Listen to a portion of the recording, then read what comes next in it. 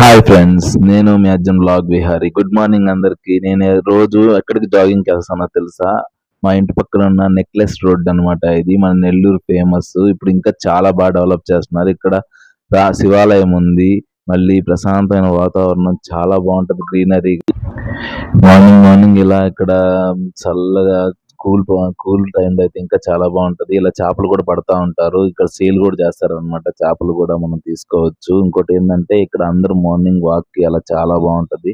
అలాగే photo shoot కూడా ఈ ప్లేస్ చాలా బాగుంటది. ఎక్కువ మంది ఫోటో షూట్లు వాటికి వస్తా ఉంటారు. అండ్ పెద్ద పెద్ద విగ్రహాలు అంటే పాత అందరి బాగా పెట్టి బాగా చాలా బాగా ఉంటుంది.